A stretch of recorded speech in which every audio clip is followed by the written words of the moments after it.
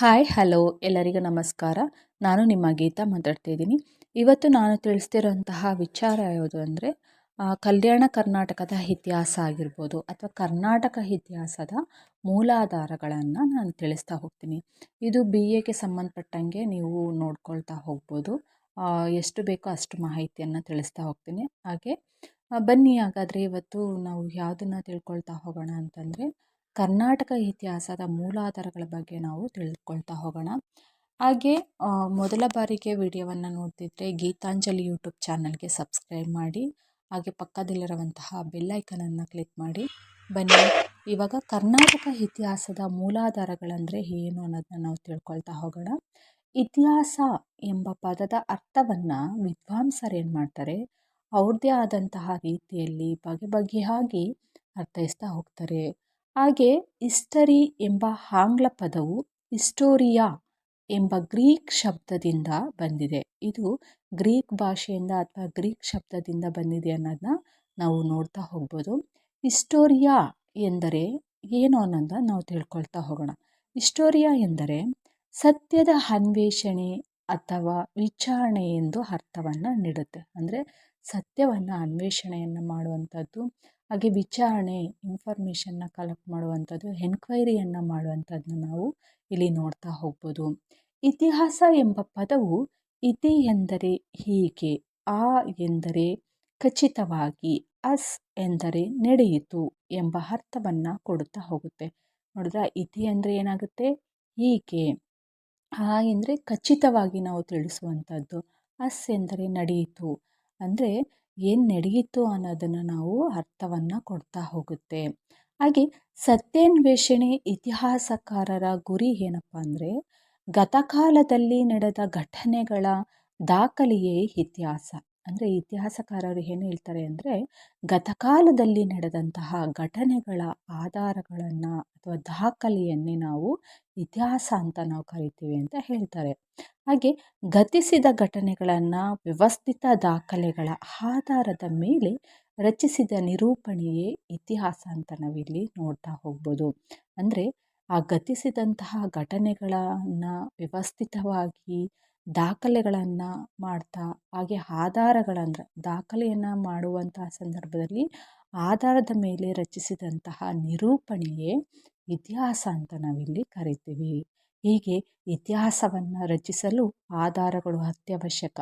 ನಾವು ಇತಿಹಾಸವನ್ನು ಅಧ್ಯಯನ ಮಾಡಬೇಕಂದ್ರೆ ನಮಗೆ ಆಧಾರಗಳು ಅನ್ನೋದು ಅತಿ ಮುಖ್ಯವಾಗಿದೆ ಅನ್ನೋದನ್ನು ಹೇಳ್ತಿದ್ದಾರೆ. ಹಾಗೆ ಪ್ರಾಚೀನ ಭಾರತೀಯರು ಪ್ರಾಚೀನ ಗ್ರೀಕರಂತೆ, ಅಂದರೆ ಪ್ರಾಚೀನದಲ್ಲಿರುವಂತಹ ಭಾರತೀಯರು ಪ್ರಾಚೀನ ಗ್ರೀಕರಂತೆ ಇತಿಹಾಸದ ಗ್ರಂಥಗಳನ್ನು ರಚಿಸಲಿಲ್ಲ. ಏನು ಮಾಡ್ತಾರೆ, ಭಾರತೀಯರು ಏನು ಮಾಡ್ತಾರೆ, ಗ್ರೀಕರಂತೆ ಇತಿಹಾಸದ ಗ್ರಂಥಗಳನ್ನು ರಚಿಸಿಲ್ಲ ಅಂತ ಹೇಳ್ತಾರೆ. ಯಾಕೆಂದರೆ ಭಾರತೀಯರಿಗೆ ಇತಿಹಾಸದ ಪ್ರಜ್ಞೆ ಇತ್ತೇ ಇಲ್ಲವೇ ಎಂಬ ಬಗ್ಗೆ ಭಿನ್ನಾಭಿಪ್ರಾಯಗಳಿವೆ. ಇನ್ನೂ ಕೂಡ ಏನಾಗುತ್ತೆ, ಇತಿಹಾಸದ ಬಗ್ಗೆ ಅವರಿಗೆ ಅರಿವಿತ್ತಾ ಅಥವಾ ಪ್ರಜ್ಞೆ ಇತ್ತಾ ಇಲ್ವಾ ಅನ್ನೋದ್ರ ಬಗ್ಗೆ ಏನು ಭಿನ್ನಾಭಿಪ್ರಾಯಗಳನ್ನು ನಾವು ನೋಡ್ತಾ ಹೋಗ್ತೀವಿ. ಹಾಗೆ ಪ್ರಾಚೀನ ಭಾರತೀಯರು ಪ್ರಾಚೀನ ಗ್ರೀಕರಂತೆ ಇತಿಹಾಸ ಗ್ರಂಥಗಳನ್ನು ರಚಿಸಿಲ್ಲ, ಆದರೆ ಅವರಿಗೆ ಇತಿಹಾಸದ ಪ್ರಜ್ಞೆ ಇತ್ತು ಎನ್ನುವುದಕ್ಕೆ ಪ್ರಬಲ ಆಧಾರಗಳಿವೆ. ಅವು ಯಾವುವು ಅಂದರೆ ಚಾಂದೋಗ್ಯ ಉಪನಿಷತ್ತಿನಲ್ಲಿ ಇತಿಹಾಸವನ್ನು ಪಂಚಮ ವೇದವೆಂದು ಪರಿಗಣಿಸಿ ಇತಿಹಾಸದ ಮಹತ್ವವನ್ನು ಎತ್ತಿ ಹಿಡಿಯಲಾಗಿದೆ. ಯಾವುದರ ಮೇಲೆ, ಪಂಚಮ ವೇದ ಎಂಬುದು ಉಪನಿಷತ್ತನ್ನು ನಾವು ಏನು ಮಾಡ್ತೀವಿ, ಪರಿಗಣಿಸಿ ಇತಿಹಾಸದ ಮಹತ್ವವನ್ನು ಎತ್ತಿಡಿಯುತ್ತಾ ನಾವು ನೋಡ್ಬೋದು. ಹಾಗೆ ಮಹಾಭಾರತದಲ್ಲಿ ಇತಿಹಾಸ ಮತ್ತು ಪುರಾಣಗಳಲ್ಲಿ ಜ್ಞಾನವಿಲ್ಲದ ಜನರ ಬಗ್ಗೆ ವೇದಗಳು ಭಯಭೀತವಾಗಿವೆ ಎಂದು ಹೇಳಲಾಗಿದೆ. ಹಾಗೆ ನಮಗೆ ಮಹಾಭಾರತ ಆಗಿರ್ಬೋದು, ಪುರಾಣಗಳಲ್ಲಿ ಜ್ಞಾನವಿಲ್ಲದ ಜನರಿಗೆ ಹೇಗೆ ವೇದಗಳ ಭಯಭೀತವಿದೆ ಎಂಬುದನ್ನು ಹೇಳ್ತಾ ಹೋಗ್ಬೋದು. ಹಾಗೆ 10ನೇ ಶತಮಾನದಲ್ಲಿ ರಾಜಶೇಖರ ಎಂಬ ಪಂಡಿತನು ಉಪವೇದಗಳಲ್ಲಿ ಇತಿಹಾಸವನ್ನು ಅತ್ಯಂತ ಹೆಚ್ಚಿನ ವೇದವೆಂದು ಪರಿಗಣಿಸಲಾಗಿದೆ. ಯಾಕೆಂದರೆ ಅದರಲ್ಲಿ ಕಲ್ಹಣನ ರಾಜತರಂಗಿಣಿ, ಬಿಲ್ಹಣನ ವಿಕ್ರಮಾಂಕ ದೇವಚರಿತ, ಅಲಹಾಬಾದ್ ಮತ್ತು ಐಹೊಳೆಯ ಶಾಸನಗಳಿಂದ ಪ್ರಾಚೀನ ಭಾರತೀಯರು ಇತಿಹಾಸದ ಬಗ್ಗೆ ಉತ್ತಮ ಪ್ರಜ್ಞೆಯನ್ನು ಹೊಂದಿದ್ದಾರೆ ಎಂದು ತಿಳಿದು ಬರುತ್ತದೆ. ಹೀಗೆ ಇತಿಹಾಸದ ಬಗ್ಗೆ ಭಾರತೀಯರಿಗೆ ಪ್ರಜ್ಞೆ ಇಲ್ಲದಿದ್ದರೆ ಕಲ್ಯಾಣನ ರಾಜತರಂಗಿಣಿ ಆಗಿರ್ಬೋದು, ಬಿಲ್ಹಣನ ವಿಕ್ರಮಾಂಕ ದೇವಚರಿತೆ ಆಗಿರ್ಬೋದು, ಅಲಹಾಬಾದ್ ಮತ್ತು ಐಹೊಳೆ ಶಾಸನಗಳಿಂದ ನಮಗೆ ತಿಳಿಯೋಕ್ಕೆ ಸಾಧ್ಯನೇ ಇರ್ತಿರಲಿಲ್ಲ.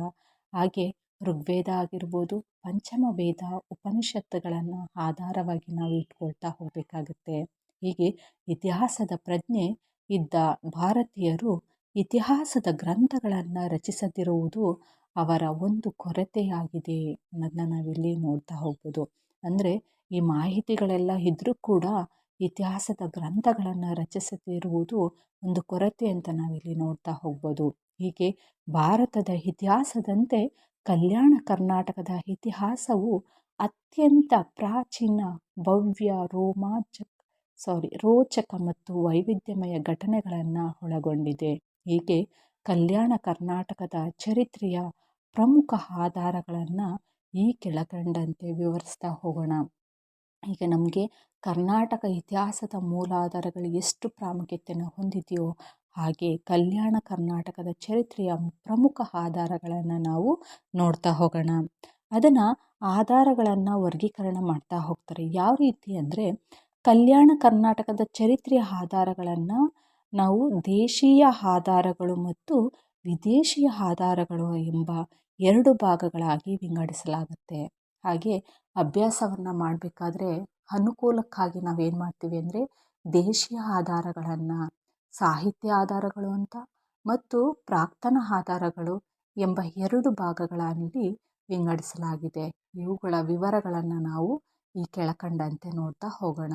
ಮೊದಲನೇದು ಸಾಹಿತ್ಯ ಆಧಾರಗಳು. ಅಂದರೆ ದೇಶೀಯ ಆಧಾರಗಳಲ್ಲಿ ನಾವು ಸಾಹಿತ್ಯ ಆಧಾರಗಳನ್ನು ನಾವು ನೋಡ್ತಾ ಹೋಗೋಣ. ಇಲ್ಲಿ ಪ್ರಾಚೀನ ಭಾರತೀಯರು ರಚಿಸಿದಂತಹ ಸಂಸ್ಕೃತ, ಕನ್ನಡ, ಪ್ರಾಕೃತ, ತಮಿಳು, ಮರಾಠಿ ಮತ್ತು ತೆಲುಗು ಭಾಷೆಗಳಲ್ಲಿ ರಚಿಸಿದಂತಹ ಅನೇಕ ಗ್ರಂಥಗಳು ಕಲ್ಯಾಣ ಕರ್ನಾಟಕದ ಚರಿತ್ರೆಯನ್ನು ಅರಿಯಲು ಪ್ರಮುಖ ಆಧಾರಗಳಾಗಿವೆ. ಅವು ಮೊದಲನೆಯದು ನಾವು ನೋಡೋದಾದರೆ ಸಂಸ್ಕೃತ ಸಾಹಿತ್ಯ ಆಧಾರಗಳು. ಸಂಸ್ಕೃತ ಸಾಹಿತ್ಯ ಆಧಾರಗಳು ಎಷ್ಟು ಪ್ರಾಮುಖ್ಯತೆಯನ್ನು ಹೊಂದಿದೆ, ಹಾಗೆ ಕಲ್ಯಾಣ ಕರ್ನಾಟಕದಲ್ಲಿ ಸಂಸ್ಕೃತ ಸಾಹಿತ್ಯದ ಆಧಾರಗಳ ಪ್ರಾಮುಖ್ಯತೆ ಎಷ್ಟಿದೆ ಅನ್ನೋದನ್ನು ನಾವಿಲ್ಲಿ ತಿಳ್ಕೊಳ್ತಾ ಹೋಗೋಣ. ಇಲ್ಲಿ ವಿಶ್ವ ಸಾಹಿತ್ಯದಲ್ಲಿ ಅತ್ಯಂತ ಪ್ರಾಚೀನ ಕೃತಿಗಳೆನಿಸಿದಂಥದ್ದು ವೇದಗಳು ಮತ್ತು ಉಪನಿಷತ್ತುಗಳು. ಇದು ಕರ್ನಾಟಕದ ಚರಿತ್ರೆಗೆ ಸಂಬಂಧಿಸಿದಂತೆ ನೇರವಾದ ಮಾಹಿತಿಯನ್ನು ಒದಗಿಸಿಲ್ಲ. ಆದರೆ ರಾಮಾಯಣದಲ್ಲಿ ರಾಷ್ಟ್ರಕೂಟ ಮತ್ತು ಮೈಸೂರು ರಾಜವಂಶಗಳನ್ನು ಸೂಚಿಸುವ ರಿಷ್ಟಿಕ ಮತ್ತು ಮಹಿಷಿಕ ಎಂಬ ಜನಪದಗಳ ಉಲ್ಲೇಖವಿದೆ ಅನ್ನೋದನ್ನ ನಾವು ನೋಡ್ಬೋದು. ಹಾಗೆ ಪಾಣಿನೀಯ ಅನ್ನೋದು ಅಷ್ಟಾಧ್ಯಾಯಿ ಮತ್ತು ವಾತ್ಸಾಯನನ ಕಾಮಸೂತ್ರ, ವರಹಮಿಹಿರನ ಬೃಹತ್ ಸಂಹಿತೆ ಮುಂತಾದ ಗ್ರಂಥಗಳಲ್ಲಿ ವನವಾಸಿ, ಕರ್ನಾಟಕ, ಕುಂತಳ, ಮಹಿಷಕ ಎಂಬ ಪ್ರದೇಶಗಳನ್ನು ಉಲ್ಲೇಖಿಸಿದೆ. ಅಂದರೆ ಮೈಸೂರು ರಾಜವಂಶಗಳನ್ನು ಸೂಚಿಸುವಂತಹ ರಿಷ್ಟಿಕ ಮತ್ತು ಮಹಿಷಿಕ ಎಂಬ ಜನಪದ ಉಲ್ಲೇಖಗಳನ್ನು ಜೊತೆಗೆ ಪಾಣಿನಿ ಅವ್ರದ ಅಷ್ಟಾಧ್ಯಾಯಿ, ವಾತ್ಸಾಯನನ ಕಾಮಸೂತ್ರ, ವರಹಮಿಹಿರನ ಬೃಹತ್ ಸಂಹಿತೆ ಈ ಗ್ರಂಥಗಳು ವನವಾಸಿ ಮತ್ತು ಕರ್ನಾಟಕ, ಕುಂತಳ, ಮಹಿಷಕ ಎಂಬ ಪ್ರದೇಶಗಳನ್ನು ಏನು ಮಾಡುತ್ತೆ, ಉಲ್ಲೇಖವನ್ನು ನೋಡ್ಬೋದು. ಹೀಗೆ ನೆಕ್ಸ್ಟ್ ನಾವು ನೋಡೋದಾದರೆ ಶೂದ್ರಕನ ಮೃಚ್ಛಕಟಿಕದಲ್ಲಿ ಏನು ಹೇಳುತ್ತೆ ಅಂದರೆ ಕರ್ನಾಟಕದ ಬಗ್ಗೆ ಪ್ರಸ್ತಾಪಿಸಿದೆ. ಯಾವುದು? ಶೂದ್ರಕನ ಮೃಚ್ಛಕಟಿಕದಲ್ಲಿ ಕರ್ನಾಟಕದ ಬಗ್ಗೆ ಪ್ರಸ್ತಾಪಿಸಿದೆ. ಏನಂತಂದರೆ, ಶಾತವಾಹನರ ಚರಿತ್ರೆಯನ್ನರಿಯಲು ಮತ್ಸ್ಯ ಮತ್ತು ವಾಯು ಪುರಾಣಗಳು ಪ್ರಮುಖ ಆಧಾರಗಳಾಗಿವೆ ಅನ್ನೋದನ್ನು ತಿಳಿಸುತ್ತೆ. ಹಾಗೆ ಸೋಮದೇವ ಸೂರಿಯ ನೀತಿವಾಕ್ಯಾಮೃತ ಎಂಬ ಗ್ರಂಥವು ರಾಷ್ಟ್ರಕೂಟರ ಬಗ್ಗೆ ವಿವರಣೆಯನ್ನು ನೀಡುತ್ತೆ. ಯಾವುದು? ಸೋಮದೇವ ಸೂರಿಯ ನೀತಿವಾಕ್ಯಾಮೃತ ಯಾರ ಬಗ್ಗೆ ತಿಳಿಸುತ್ತೆ ಅಂದರೆ ರಾಷ್ಟ್ರಕೂಟರ ಬಗ್ಗೆ ವಿವರಣೆಯನ್ನು ನೀಡುತ್ತೆ. ಹಾಗೆ ಸೋಮೇಶ್ವರನ ಅಭಿಲಾಷಿತಾರ್ಥ ಚಿಂತಾಮಣಿ. ಯಾರ್ದು? ಸೋಮೇಶ್ವರನ ಅಭಿಲಾಷಿತಾರ್ಥ ಚಿಂತಾಮಣಿ ಎಂಬ ಗ್ರಂಥ ಅಥವಾ ಮನಸ್ಸೋಲ್ಲಾಸ ಗ್ರಂಥವು ಕರ್ನಾಟಕ ಚರಿತ್ರೆಯನ್ನರಿಯಲು ಮಹದುಪಕಾರವನ್ನು ಮಾಡಿದೆ. ಅಂದರೆ ಸೋಮೇಶ್ವರನ ಅಭಿಲಾಷಿತಾರ್ಥ ಚಿಂತಾಮಣಿ ಅಥವಾ ಮಾನಸೋಲ್ಲಾಸ ಗ್ರಂಥ ಏನು ತಿಳಿಸುತ್ತೆ? ಕರ್ನಾಟಕ ಚರಿತ್ರೆಯನ್ನರಿಯಲು ಉಪಯೋಗವನ್ನು ಮಾಡಿಕೊಟ್ಟಿದೆ. ಹೀಗೆ 5 ಪ್ರಕರಣಗಳ ಮತ್ತು 25 ಪರಿಚ್ಛೇದಗಳನ್ನು ಒಳಗೊಂಡಿರುವಂತಹ ಈ ಕೃತಿಯು ಒಂದು ವಿಶ್ವಕೋಶದಂತಿದೆ.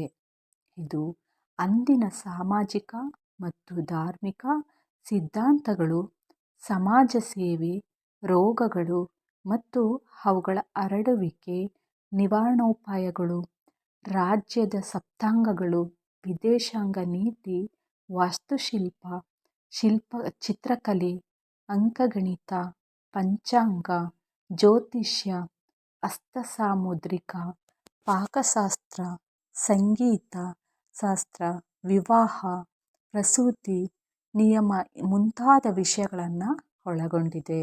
ಯಾವುದು? ಮಾನಸೋಲ್ಲಾಸ ಮತ್ತು ಅಭಿಲಾಷಿತಾರ್ಥ ಚಿಂತಾಮಣಿ ಇವೆರಡೂ ಕೂಡ ಏನಂತಂದರೆ ಪ್ರಕರಣ ಮತ್ತು 25 ಪರಿಚ್ಛೇದಗಳನ್ನು ಒಳಗೊಂಡಿರೋದು. ಅದರಲ್ಲಿ ಕೆಲವೊಂದನ್ನು ನಾನು ನಿಮಗೆ ತಿಳಿಸ್ಕೊಟ್ಟೆ. ಹಾಗೆ ಇಮ್ಮಡಿ ಪುಲಿಕೇಶಿಯ ಮಗ ಚಂದ್ರಾದಿತ್ಯನ ಮಡದಿ ವಿಜಯ ಭಟ್ಟಾರಿಕಳು ರಚಿಸಿದಂತಹ, ಯಾರು? ಇಮ್ಮಡಿ ಪುಲಿಕೇಶಿಯ ಮಗ ಚಂದ್ರಾದಿತ್ಯನ ಮಡದಿ ವಿಜಯ ಭಟ್ಟಾರಿಕಳ ರಚಿಸಿದಂತಹ ಕೌಮುದಿ ಮಹೋತ್ಸವ ಎಂಬ ಸಂಸ್ಕೃತ ನಾಟಕವನ್ನು ಲಭ್ಯವಾಗಿಲ್ಲ. ಆದರೆ ಹಾಗೆ ಕಾಳಿದಾಸನ ನಂತರ ವೈದರ್ಭಿ ಶೈಲಿಯನ್ನು ಪರಿಣಾಮಕಾರಿಯಾಗಿ ಬಹು ಜಾಣ್ಮೆಯಿಂದ ಉಪಯೋಗಿಸಿದವಳು ಇವಳೊಬ್ಬಳೇ ಆಗಿದ್ದಾಳೆ ಎಂದು ತಿಳಿದು ಬಂದಿದೆ. ಹಾಗೆ ವಜ್ಜಿಕ ಇವಳ ಇನ್ನೊಂದು ಹೆಸರಾಗಿದೆ ಅನ್ನೋದನ್ನು ನಮಗೆ ತಿಳಿಸ್ತಾ ಹೋಗ್ತಾರೆ. ಇದಿಷ್ಟನ್ನು ಕೂಡ ನಾವು ನೋಡಿದ್ವಿ. ಹಾಗೆ ಕಾಶ್ಮೀರದ ಕವಿ ಬಿಲ್ಹಣನಿಂದ ರಚಿತವಾದಂತಹ ವಿಕ್ರಮಾಂಕ ದೇವ ಚರಿತೆ. ಯಾರು? ಕಾಶ್ಮೀರದ ಕವಿ ಬಿಲ್ಹಣನಿಂದ ರಚಿತವಾದ ವಿಕ್ರಮಾಂಕ ದೇವ ಚರಿತೆ ಯಾವ ರೀತಿ ನಿಮಗೆ ಈ ಮಹಾಗ್ರಂಥವು ಐತಿಹಾಸಿಕ ದೃಷ್ಟಿಯಿಂದ ಮಹತ್ವವನ್ನು ಪಡೆದಿದೆ ಅನ್ನೋದನ್ನು ನಾನು ತಿಳಿಸ್ತಾ ಹೋಗ್ತೀನಿ. ಈ ಗ್ರಂಥವು ಚಾಲುಕ್ಯರ ಮೂಲ ಮತ್ತು ವಂಶಾವಳಿಯನ್ನು ವಿವರಿಸುವುದರ ಜೊತೆಗೆ 6ನೇ ವಿಕ್ರಮಾದಿತ್ಯನ ಜೀವನ ಮತ್ತು ಸಾಧನೆಗಳನ್ನು ತಿಳಿಸ್ತಾ ಹೋಗುತ್ತೆ. ಅದ್ರ ಜೊತೆಗೆ 18 ಕಾಂಡಗಳನ್ನು ಹೊಂದಿರುವ ಈ ಕೃತಿ ಐತಿಹಾಸಿಕವಾಗಿ ಕೆಲವು ದೋಷಗಳನ್ನು ಹೊಂದಿದರೂ ಚಾಲುಕ್ಯರ ಚರಿತ್ರೆಗೆ ಬಹುಮುಖ್ಯ ಆಧಾರವಾಗಿದೆ ಅನ್ನೋದನ್ನು ನಾವು ನೋಡ್ಬೋದು. ಯಾವುದು? ಚಾಲುಕ್ಯರ ಚರಿತ್ರೆಗೆ ಬಹುಮುಖ್ಯ ಆಧಾರ ಯಾವುದು ಅಂದರೆ ಕಾಶ್ಮೀರದ ಕವಿ ಬಿಲ್ಹಣನಿಂದ ರಚಿತವಾದಂತಹ ವಿಕ್ರಮಾಂಕ ದೇವ ಚರಿತೆ.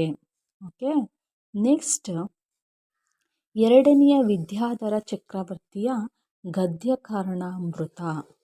ಇದ್ರ ಬಗ್ಗೆ ನಾವು ತಿಳ್ಕೊಳ್ತಾ ಹೋಗೋಣ.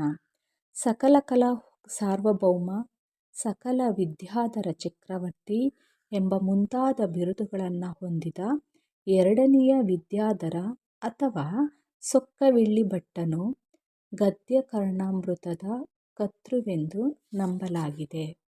ಯಾರು? 2ನೇ ವಿದ್ಯಾಧರ ಅಥವಾ ಸೊಕ್ಕವೆಳ್ಳಿ ಭಟ್ಟನು ಗದ್ಯಕರ್ಣಾಮೃತದ ಕರ್ತೃ ಎಂದು ನಾವು ನಂಬಲಾಗತ್ತೆ. ಹೀಗೆ ಇತಿಹಾಸದ ದೃಷ್ಟಿಯಿಂದ ಮಹತ್ವವನ್ನು ಪಡೆದ ಈ ಗ್ರಂಥವು ಹೊಯ್ಸಳ ವಂಶದ ರಾಜರಾದ 2ನೇ ನರಸಿಂಹ ಮತ್ತು ಸೋಮೇಶ್ವರನ ಕಾಲಕ್ಕೆ ಸಂಬಂಧಿಸಿದ ಸಮಕಾಲೀನ ಐತಿಹಾಸಿಕ ಘಟನೆಗಳ ವಿವರಗಳನ್ನು ತಿಳಿಸ್ತಾ ಹೋಗುತ್ತೆ. ಹಾಗೆ ಹೊಯ್ಸಳರ ವಂಶಾವಳಿ, ಸೋಮೇಶ್ವರನ ಜನನ, ಬಾಲ್ಯ ಜೀವನ ಮತ್ತು ಇಮ್ಮಡಿ ನರಸಿಂಹನು ಕ್ರಿಸ್ತಶಕ ಸುಮಾರು 1234ರಲ್ಲಿ ಪಾಂಡ್ಯರ ವಿರುದ್ಧ ಹೋರಾಡಿ ಚೋಳ ವಂಶದ 3ನೇ ರಾಜರಾಜನನ್ನು ಸಿಂಹಾಸನದ ಮೇಲೆ ಕುಳ್ಳಿರಿಸಿ ಚೋಳ ರಾಜ್ಯ ಪ್ರತಿಷ್ಠಾಪನಾಚಾರ್ಯ ಅಥವಾ ಚೋಳ ಕುಲ ರಕ್ಷಕ ಮತ್ತು ಪಾಂಡ್ಯ ಗಜಕೇಸರಿ ಎಂಬ ಬಿರುದುಗಳನ್ನು ಧರಿಸಿದ ಕಥಾವಸ್ತುವನ್ನು ಈ ಗ್ರಂಥವು ಒಳಗೊಂಡಿದೆ. ಈ ಗ್ರಂಥವು ಸಮಕಾಲೀನ ರಾಜಕೀಯ ವಿದ್ಯಮಾನಗಳು, ಸಾಮಂತರ ಪಿತೂರಿಗಳು, ರಾಜನ ಸ್ಥಾನಮಾನಗಳು, ಆಡಳಿತ, ಸೈನ್ಯ ಮುಂತಾದ ವಿಷಯಗಳ ಬಗ್ಗೆ ವಿವರಿಸುತ್ತದೆ. ಹೀಗೆ ಹೊಯ್ಸಳರ ಚರಿತ್ರೆಯಲ್ಲಿನ ಕೆಲವು ದೋಷಗಳನ್ನು ನಿವಾರಿಸುವಲ್ಲಿ ಈ ಗ್ರಂಥವು ಪ್ರಮುಖ ಆಕಾರ ಗ್ರಂಥವಾಗಿದೆ. ಹಾಗೆ ಶಾಸನಗಳಿಂದಲೂ ಇದೇ ಮಾಹಿತಿ ದೊರೆತಿರುವುದರಿಂದ ಈ ಗ್ರಂಥದ ಐತಿಹಾಸಿಕ ಸತ್ಯವನ್ನು ಸಮರ್ಥಿಸಬಹುದಾಗಿದೆ ಅನ್ನೋದನ್ನು ನಾವು ಎರಡನೆಯ ವಿದ್ಯಾಧರ ಚಕ್ರವರ್ತಿಯ ಗದ್ಯ ಕರ್ಣಾಮೃತದಲ್ಲಿ ನಾವು ತಿಳಿತಾ ಹೋಗ್ಬೋದು. ನೆಕ್ಸ್ಟ್ ಮೂರನೆಯ ವಿದ್ಯಾ ಚಕ್ರವರ್ತಿಯ ರುಕ್ಮಿಣಿ ಕಲ್ಯಾಣ. ಈ ಗ್ರಂಥವು ಒಂದು ಮಹಾಕಾವ್ಯವಾಗಿದ್ದು 16 ಅಧ್ಯಾಯಗಳನ್ನು ಒಳಗೊಂಡಿದೆ. ಇದರಲ್ಲಿ ಹೊಯ್ಸಳ ವಂಶಜರನ್ನು ಯದು ವಂಶಜರೆಂದು ತಿಳಿಸಲಾಗಿದೆ. ಹೀಗೆ ಇಮ್ಮಡಿ ಬಲ್ಲಾಳ, ಇಮ್ಮಡಿ ನರಸಿಂಹ, ಸೋಮೇಶ್ವರ, ಮುಮ್ಮಡಿ ನರಸಿಂಹ ಮತ್ತು ಮುಮ್ಮಡಿ ಬಲ್ಲಾಳರನ್ನು ಹೆಸರಿಸಲಾಗಿದೆ. ಪಾಂಡ್ಯ ಮತ್ತು ಹೊಯ್ಸಳರ ನಡುವೆ ನಡೆದ ವೈವಾಹಿಕ ಸಂಬಂಧಗಳ ಬಗ್ಗೆ ಇದು ವಿವರಿಸುತ್ತಾ ಹೋಗುತ್ತೆ. ಯಾವುದು? ಮೂರನೆಯ ವಿದ್ಯಾ ಚಕ್ರವರ್ತಿಯ ರುಕ್ಮಿಣಿ ಕಲ್ಯಾಣ. ಇದು ನಮಗೆ ತಿಳಿಸ್ತಾ ಹೋಗುತ್ತೆ. ಹಾಗೆ ನೆಕ್ಸ್ಟ್ ವಿಜಯನಗರ ಕಾಲದ ಸಂಸ್ಕೃತ ಗ್ರಂಥಗಳು. ಇವೆಲ್ಲವೂ ಕೂಡ ಯಾವುದು? ಸಂಸ್ಕೃತ ಗ್ರಂಥಗಳನ್ನು ನಾವು ನೋಡ್ತಾ ಹೋದ್ವಿ. ಇಲ್ಲಿ ವಿಜಯನಗರದ ಅರಸರು ಮಹಾನ್ ವಿದ್ವಾನ್ಮಣಿಗಳಾಗಿದ್ದಾರಲ್ಲದೆ ಸಾಹಿತಿ ಮತ್ತು ಕವಿಗಳ ಆಶ್ರಯದಾತರಾಗಿರ್ತಾರೆ. ಹಾಗೆ ಈ ಕಾಲದಲ್ಲಿ ಕನ್ನಡ, ಸಂಸ್ಕೃತ ಮತ್ತು ತೆಲುಗು ಭಾಷೆಗಳಲ್ಲಿ ಅನೇಕ ಗ್ರಂಥಗಳ ರಚನೆಯಾದವು. ಅದರ ಜೊತೆಗೆ ಈ ಕಾಲದ ಪ್ರಮುಖ ಐತಿಹಾಸಿಕ ಗ್ರಂಥಗಳು ಮತ್ತು ಅವುಗಳ ಪ್ರಾಮುಖ್ಯತೆ ಏನನ್ನೋದನ್ನು ನಾವು ಇಲ್ಲಿ ತಿಳ್ಕೊಳ್ತಾ ಹೋಗೋಣ. ಮೊದಲನೇದು ನಾನು ಇಷ್ಟನ್ನು ನಿಮಗೆ ಹೇಳ್ತಾ ಹೋಗಿದ್ದೆ ಅಲ್ವಾ? ಇದರಲ್ಲಿ ಏನು ಮಾಡ್ತೇವೆ ಅಂದರೆ ಸಂಸ್ಕೃತ ಸಾಹಿತ್ಯ ಆಧಾರಗಳನ್ನು ನಾನು ನೋಡಬೇಕಾದ್ರೆ ನಾನು ಇಷ್ಟುವರೆಗೂ ಹೇಳಿದ್ದು ಸಂಸ್ಕೃತ ಸಾಹಿತ್ಯ ಆಧಾರಗಳ ಬಗ್ಗೆ ನಿಮಗೆ ಮಾಹಿತಿಯನ್ನು ನಾನು ತಿಳಿಸ್ಕೊಟ್ಟಿದ್ದೆ. ಆ ಕಾಲದ ಪ್ರಮುಖ ಐತಿಹಾಸಿಕ ಗ್ರಂಥಗಳ ಪ್ರಾಮುಖ್ಯತೆ ಏನು ಅನ್ನೋದನ್ನು ನಾವು ತಿಳ್ಕೊಳ್ತಾ ಹೋಗೋಣ.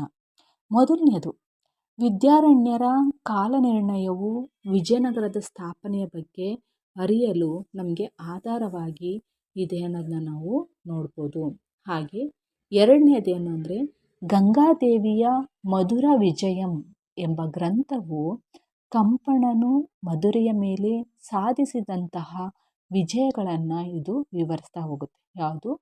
ಮಧುರ ವಿಜಯಂ ಈ ಗ್ರಂಥ ನಮಗೆ ತಿಳಿಸ್ಕೊಡುತ್ತೆ. ಹಾಗೆ ನೆಕ್ಸ್ಟ್ ಮೂರನೇದು ತಿರುಮಲಾಂಬೆಯ ವರದಾಂಬಿಕಾ ಪರಿಣಯಂ. ಈ ಗ್ರಂಥವು ನರಸನಾಯಕ ಮತ್ತು ಚೋಳರ ನಡುವೆ ನಡೆದ ಯುದ್ಧ ಮತ್ತು ಅವನ ವಂಶಾವಳಿಯನ್ನು ವಿವರಿಸುತ್ತಾ ಹೋಗುತ್ತೆ. ಯಾವುದು? ತಿರುಮಲಾಂಬೆಯ ವರದಾಂಬಿಕಾ ಪರಿಣಯಂ ಗ್ರಂಥವು ನರಸನಾಯಕ ಮತ್ತು ಚೋಳರ ನಡುವೆ ನಡೆದಂತಹ ಯುದ್ಧ ಮತ್ತು ಅವನ ವಂಶಾವಳಿಯನ್ನು ವಿವರಣೆಯನ್ನು ತಿಳಿಸ್ತಾ ಹೋಗುತ್ತೆ. ಹಾಗೆ ನೆಕ್ಸ್ಟ್ ಫೋರ್ತು ಬಸವರಾಜನ ಶಿವತತ್ವ ರತ್ನಾಕರ. ಇವು ಕೆಳದಿ ಮತ್ತು ವಿಜಯನಗರದ ಇತಿಹಾಸವನ್ನರಿಯಲು ಆಕಾರ ಗ್ರಂಥವಾಗಿದೆ. ಇದನ್ನು ವಿಶ್ವಕೋಶವೆಂದು ನಾವು ಬಣ್ಣಿಸಲಾಗಿದೆ.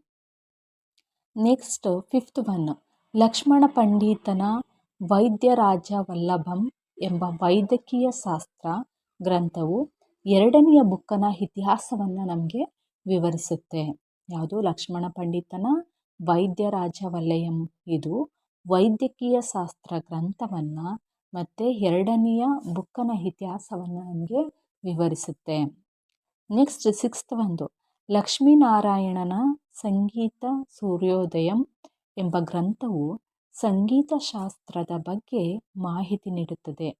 ಹಾಗೆ ತುಳುವಂಶ ಮತ್ತು ಕೃಷ್ಣದೇವರಾಯನ ಚರಿತ್ರೆಯನ್ನು ಕೂಡ ನಮಗೆ ವಿವರಿಸ್ತಾ ಹೋಗುತ್ತೆ. ಹೀಗೆ ವಿಜಯನಗರದ ಪತನದ ನಂತರವೂ ಅನೇಕ ಸಂಸ್ಕೃತ ಗ್ರಂಥಗಳು ರಚನೆಯಾದವು. ಇವುಗಳಲ್ಲಿ ಏಕಾಂಬರ ಶಾಸ್ತ್ರಿಯ ವೀರಭದ್ರ ವಿಜಯಚಂದ್ರ ಕೆಂಪೇಗೌಡನ ಚರಿತ್ರೆಯನ್ನು ವಿವರಿಸುತ್ತೆ. ಹಾಗೆ ಮುಮ್ಮಡಿ ಕೃಷ್ಣರಾಜ ಒಡೆಯರ ಸೂರ್ಯಚಂದ್ರಾದಿ ವಂಶಾವತರಣ ಎಂಬ ಗ್ರಂಥವು ಮೈಸೂರು ಒಡೆಯರ ವಂಶದ ಮೂಲ ಪುರುಷ ಯದುರಾಯ ಮತ್ತು ಕೃಷ್ಣರಾಯರ ಸಾಧನೆಗಳನ್ನು ವಿವರಿಸುತ್ತೆ. ಹೀಗೆ ನಮ್ಮ ಕರ್ನಾಟಕ ಚರಿತ್ರೆ ಇತಿಹಾಸದಲ್ಲಿ ಕರ್ನಾಟಕ ಇತಿಹಾಸದ ಮೂಲಾಧಾರಗಳನ್ನು ನಾವು ತಿಳಿಯುವಂತಹ ಸಂದರ್ಭದಲ್ಲಿ 2 ಭಾಗಗಳಾಗಿ ವರ್ಗೀಕರಣ ಮಾಡ್ತೀವಿ. ಅದರಲ್ಲಿ ಮೊದಲನೇದು ವಿದೇಶಿಯ ಆಧಾರಗಳು ಮತ್ತು ದೇಶೀಯ ಆಧಾರಗಳಂತ ನಾವು ಕರಿತೀವಿ. ಆ ದೇಶೀಯ ಆಧಾರಗಳಲ್ಲಿ ಸಾಹಿತ್ಯ ಆಧಾರಗಳನ್ನು ನಾವು ನೋಡ್ತೀವಿ. ಆ ಸಾಹಿತ್ಯ ಆಧಾರಗಳಲ್ಲಿ ನಾವು ಪ್ರಮುಖವಾಗಿ ಮೊದಲನೇದು ನಾವು ನೋಡೋದಾದರೆ ಸಂಸ್ಕೃತ ಸಾಹಿತ್ಯ ಆಧಾರಗಳನ್ನು ನಾನು ಇಷ್ಟೊತ್ತು ನಿಮಗೆ ತಿಳಿಸ್ಕೊಟ್ಟೆ. ಆ ಸಂಸ್ಕೃತ ಸಾಹಿತ್ಯ ಆಧಾರಗಳಲ್ಲಿ ರಿಷ್ಟಿಕ, ಮಹಿಷಿಕ, ಅಷ್ಟಾಧ್ಯಾಯಿ, ಕಾಮಸೂತ್ರ, ಬೃಹತ್ ಸಂಹಿತೆ, ಮೃಚ್ಛಕಟಿಕ, ನೀತಿವಾಕ್ಯಾಮೃತ, ಅಭಿಲಾಷಿತಾರ್ಥ ಚಿಂತಾಮಣಿ, ಮನಸೋಲ್ಲಾಸ ಹೀಗೆ ಹಲವಾರು ಗ್ರಂಥಗಳನ್ನು ನಾನು ನಿಮಗೆ ತಿಳಿಸ್ಕೊಟ್ಟಿದ್ದೀನಿ. ಹಾಗೆ ಇದು ನಿಮಗೆ ಈ ವಿಡಿಯೋ ನಿಮಗೆ ಇಷ್ಟ ಆಗಿದರೆ ಲೈಕ್ ಮಾಡಿ, ಶೇರ್ ಮಾಡಿ, ಹಾಗೆ ಸಬ್ಸ್ಕ್ರೈಬ್ ಮಾಡಿ ಅಂತ ಹೇಳ್ತಾ ನನ್ನ ಮಾತನ್ನು ಮುಗಿಸ್ತೀನಿ. ಧನ್ಯವಾದಗಳು.